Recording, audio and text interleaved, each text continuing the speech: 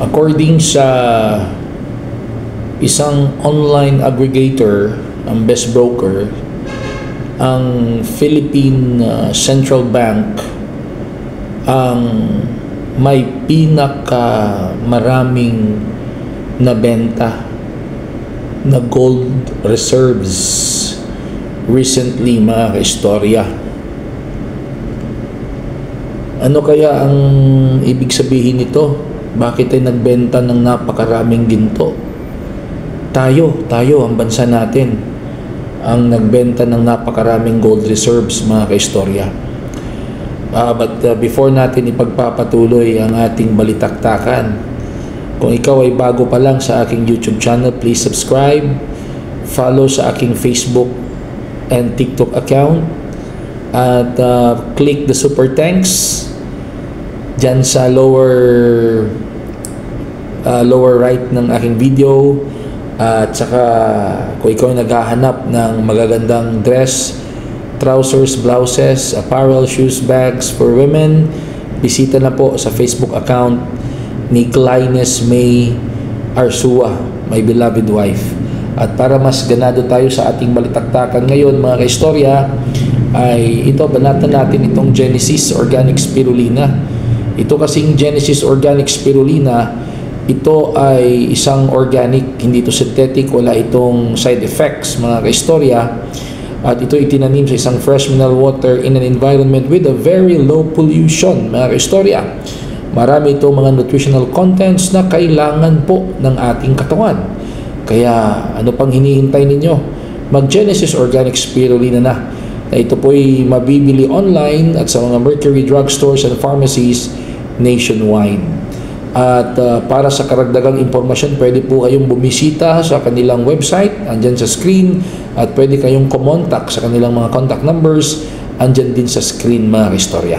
So bago tayo magpapatuloy itong issue ng pagbebenta ng Pilipinas ng gold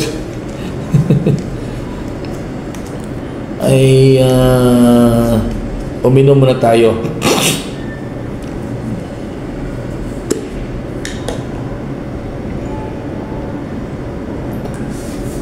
Nalimutan ko palang i-research kung saan ba ibinebenta, who buys the gold reserves. Okay.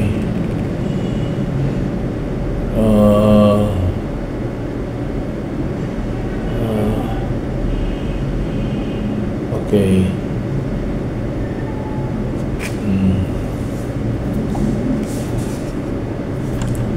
Ang bumibili din ng gold ay ang kwan din.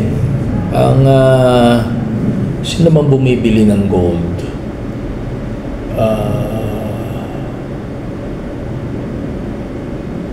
Okay.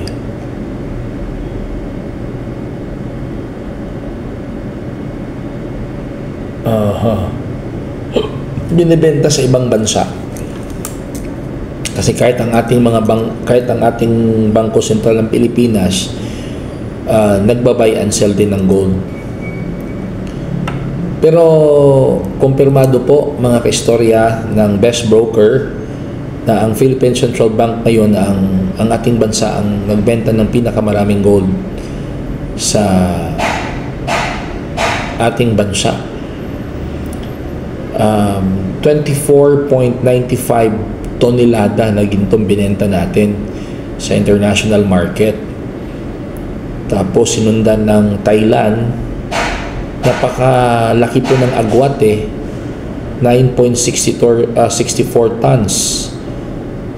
Uzbekistan ay 6.22 tons. Mongolia 1.33 tons. Singapore 1.18 tons. So nagbenta talaga tayo, kumpirmado yan. At kumpirmado talaga na nagbenta tayo ng pinakamaraming ginto, mga kaistorya. Pero according ng Bangko Sentral ng Pilipinas, that's part of their active management strategy. Kasi mataas daw ang bintahan, mataas daw ang presyo ng gold. Kaya binenta nila to pump up the economy. Pero ang ipinagtataka lang ng taong bayan, bakit ang ibang bansa, kung susundan natin yung explanation ng Bangko Sentral ng Pilipinas, na binenta nila ang kanilang binenta ng bansa natin ang ginto dahil mataas ang presyo, bakit yung ibang bansa ay hindi nagbenta? Yun lang ang kailangan i-explain ng ating gobyerno.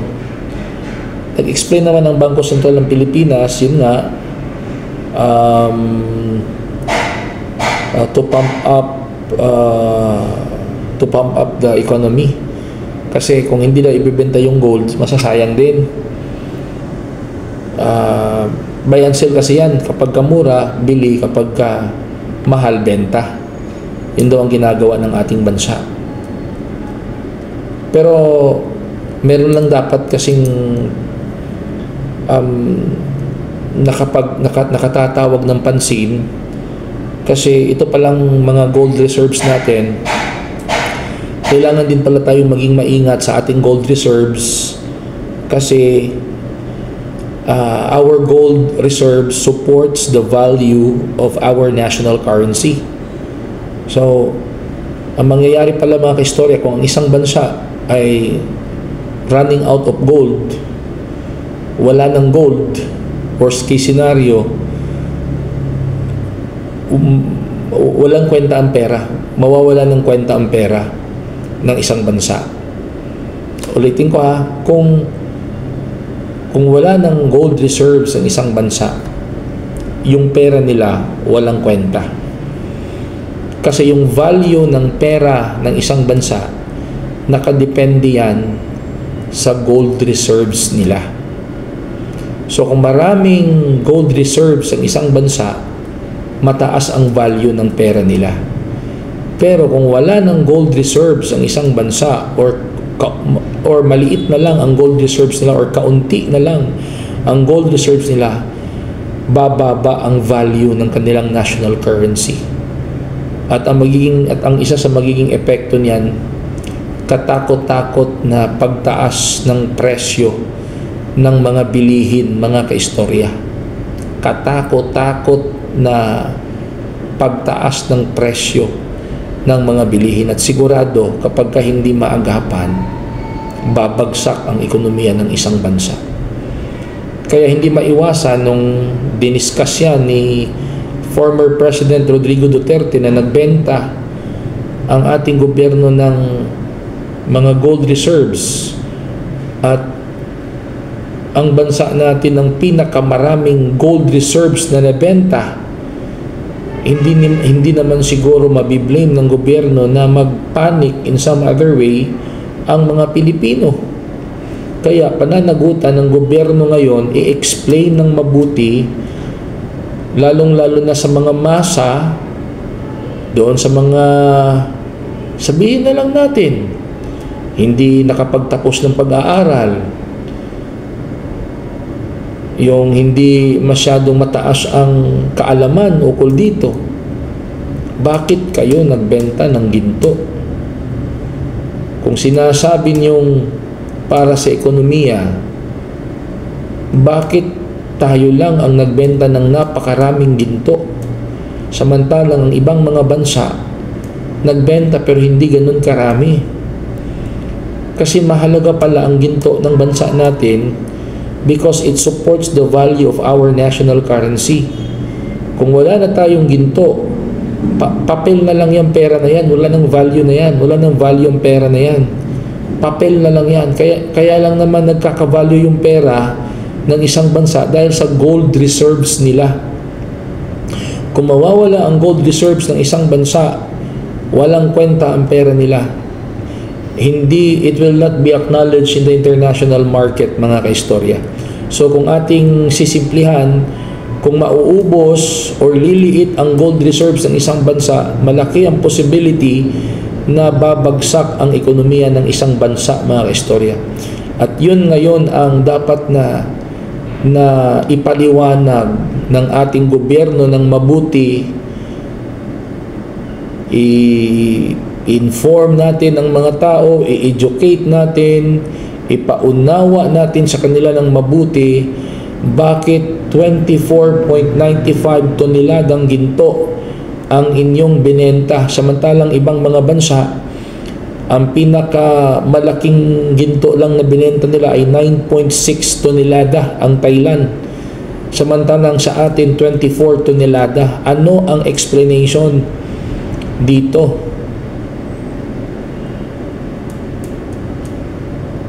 Well, sinasabi naman nila na tumaas ang ating gross domestic product sa 2024.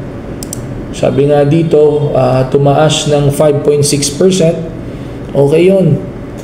Anong ibig sabihin ng gross national product? Yun eh.